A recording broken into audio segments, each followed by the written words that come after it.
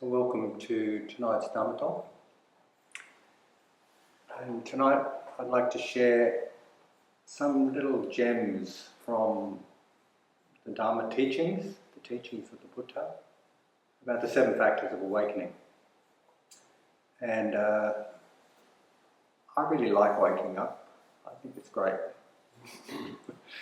I like to wake up. I think we can wake up in all sorts of different ways. And there's different levels.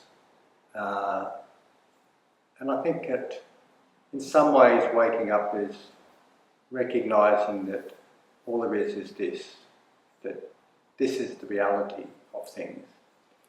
And it's a kind of it's a recognition of this as the reality of things. And everything else is like a story, it's like a mental creation. And of course, we need to have mental creations, we need to have concepts, we need to have perceptions and so on. To be humans, like we relate via perceptions and so on. We need to kind of have a sense of who we are in this world and how we operate and the roles we play to function. And we need time and space and these different dimensions of the world to be in the world. But if you look at all the teachings of the Buddha, if you look at all the meditation practices, they're all directed at the direct realization of Nibbana, to wake up to this reality, the reality of just this.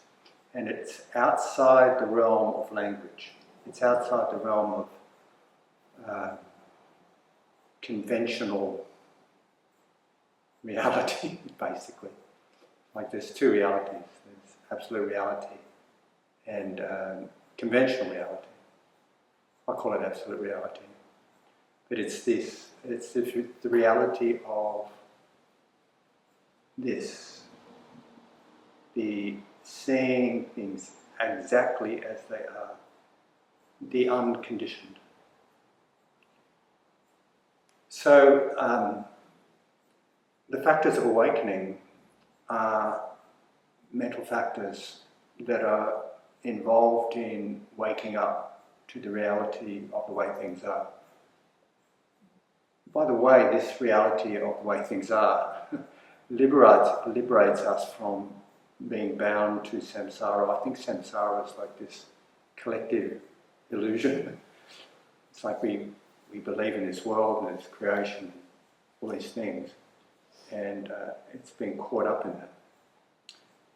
However, if we can link in and practice the 7 factors of awakening, it is these factors that help us wake up.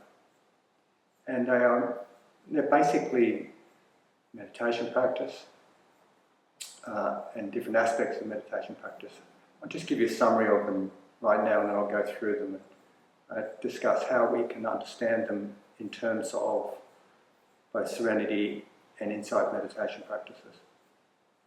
So in summary, it usually begins in this order, and it goes mindfulness, or awareness, presence.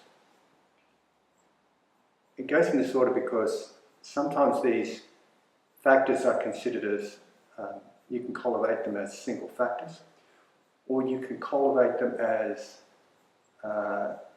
sequential. It's almost like one leads to the other, leads to the other, leads to the other. And I think it was, I don't know who said it, but I think it was Thich Nhat Hanh once said about the 7 factors of awakening as like being branches on a tree, that one leads on to another, leads on to another, leads on to another. So the first factor is mindfulness. Excuse me. The second factor is investigation of dhammas. And essentially this means kind of curiosity or inquiry or sort of going in deeply, seeing what's going on here. I know that sometimes when we think about insight meditation, it's this question about what's happening and how it's happening. That's this factor of investigation of dhammas. What's going on here? How is it going on? And we inquire into things. The next factor is energy. Sometimes it's translated as effort. But I like to think about it like energy, because if you think about it as energy, you can see that it's, if you think about it as effort, it's like there's someone being effortful. If you think about it as energy, it's like this impersonal, I'm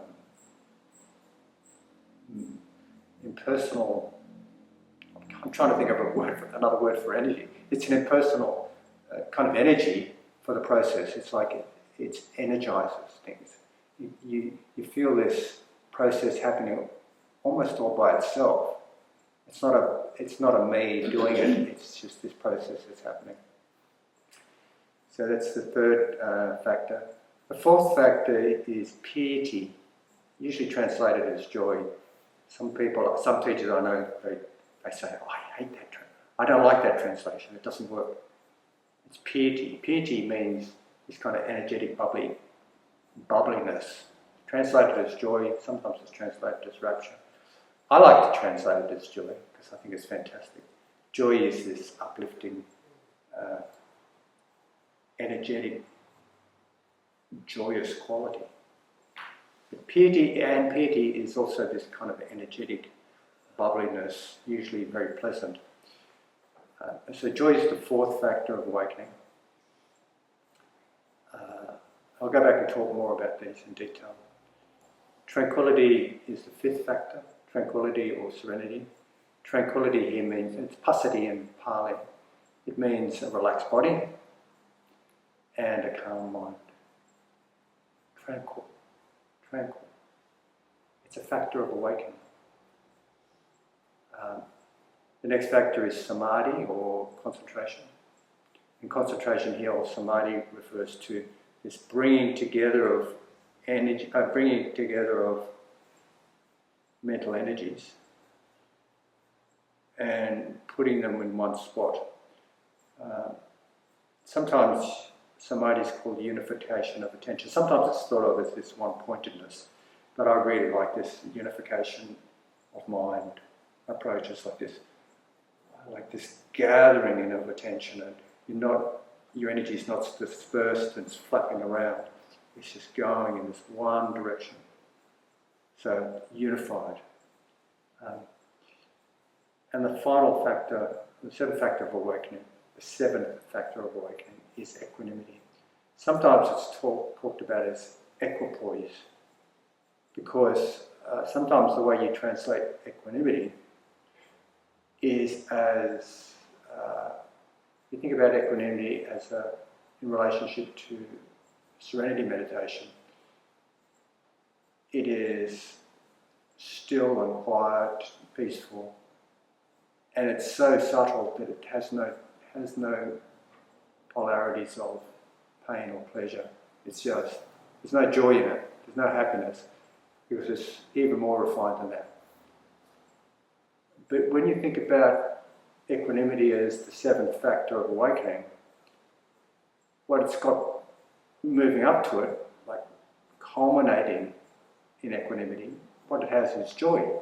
So it can't really be called not part of joy, like joy is involved in it. So hence it's sometimes called equipoise.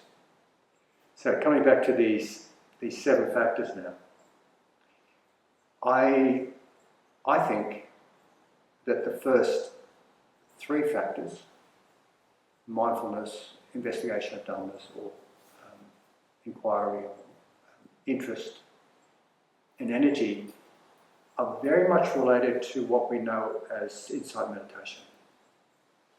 So there's insight meditation, like the 4 applications of mindfulness, for example, very much related to that. The next 3 factors, joy or piety, tranquility and concentration, very much related to serenity meditation. That's some of the factors of it. If you think about the 5 jhana factors, jhanas are highly concentrated states of meditation. The 5 jhana factors include, basically they are initial application, sustained application, then joy. and then happiness. So there's, joy is involved here. So joy is a factor of serenity meditation practice. When you practice serenity meditation, that's what you experience. You experience piety. And you also experience tranquility in serenity meditation. And some of it, I think that all meditation practices have concentration and mindfulness. They're involved in all meditation practices. But if you think about insight meditation practices, there's an emphasis on mindfulness. There's an emphasis on being attentive and tracking and being aware. And if you think of serenity meditation practices, such as, say, concentrating on a mantra, or concentrating on your breath, not emphasising mindfulness here, but concentration on the breath. It emphasises concentration, or it emphasises samadhi. So there's this kind of difference in the emphasis on serenity and insight. So these first three factors, insight, the next three factors, serenity, and they all culminate in equipoise. Equipoise, I'll say that equipoise is like equanimity, is being unshaken by the vicissitudes of life. And there's different types of equanimity. The equanimity of, there's equanimity about conditions, which means you're unshaken by, regardless of what conditions are arising. That's the sort of equanimity that you get from practicing insight meditation or mindfulness. There's another type of serenity, equanimity, and it's the equanimity of serenity, or the equanimity of, I think it's called the equanimity of dhammas. I'm not quite sure the name of it, but it's the result of, it's a feature of the fourth jhana. It's also a feature of it's also a part of the third jhana, but it's completely the way we could describe the fourth jhana, which is still, quiet, unshaken, luminous, bright. So if you took these factors separately as, say, an insight meditation practice, it would result in equanimity. If you took the factors of joy, tranquility, and concentration separately, that would result in the equanimity, it would result eventually in the fourth jhana, which its feature is equanimity. So, another way you can think about these factors is about energizing and calming. Like sometimes we need energizing, and the first four factors are energizing. So mindfulness, and actually mindfulness is balancing, and investigation, energy, and joy is energizing. And again, coming back to mindfulness as balancing, the other three factors, tranquility, concentration, and equanimity is kind of calming. So sometimes you can consider these, working with these 7 factors, like Analia talks about it as steering a boat down a river, and sometimes you might go to one side of the shore and you kind of come back, and go to the other side of the shore, you might come back. It's like if you're getting a bit of sloth and torpor, or a bit slowed down or something like that, you might want to energize your practice. So you cultivate this mindfulness and investigation of dhammas, or inquiry, and energy. And then sometimes you might be too kind of energized or too alert or something. There's just an imbalance there. You might want to calm yourself down so you can work with it like that. So I think that these, like I said earlier, these factors can be cultivated individually, and they're the factors that are related to what happens when we wake up. And often, however, they're kind of cultivated in a sequence, like I said earlier, sometimes like a branch. And it doesn't have to always be in this particular sequence, but generally you can think about them in a sequence. So you can bring the 7 factors of awakening to any experience, really. So you're aware of something. Okay. You're aware of something. You're aware of an experience. I could say I could be aware of my pain in my tooth right now. I could bring that 7 factors of awakening to this. Then I could inquire, that's interesting. What's happening here? How is it happening? And with inquiry I could see some things happening. Oh, that's really, really interesting. And when I get really interested in it, an energy naturally arises. There's an energy. And it's not like I'm forcing the energy to come. It's just naturally interesting. This is really interesting. And you want to persevere with it. You want to move through it. You're not falling asleep and you're not spacing out. Oh, I'm really into this. This is really interesting. There's energy. And with energy, with these 3 factors, the prior 3 factors, there's a joy arises. Because you're concentrating, joy here can arise from the fact of concentrating or being really interested in something. Or it could just arise from the satisfaction of inquiring into something. Like rather than being caught up in, say, my painful tooth, with the story around painful tooth and all the rest of it. There's a joy arises because you see, oh wow, I don't have to take this personally. I can see it as just painful vedana, or painful feelings arising and passing. And with that, there's tranquility, a deep tranquility. Because you're starting to get really comfortable. Prior to concentration, there's this tranquility, there's a settledness. You kind of release your tension around it, relaxing into it, and you're cruising. And with that, there's concentration, a samadhi. That's all there is. Everything else falls away. One becomes completely absorbed in the experience, but in a way that's not identifying with it, in a way that's seeing it for what it is, the way it actually is. And what results is equanimity, equipoise. And these are the factors of awakening. And I trust that's enough for tonight. I hope that's been helpful. And I invite you to wake up using the 7 factors of awakening, because it's an impersonal process. It's not like we're waking up. It's just waking up is happening. And it's an impersonal process.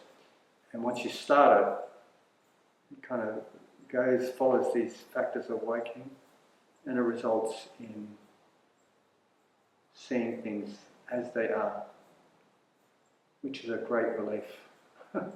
It's a great freedom. So thank you very much.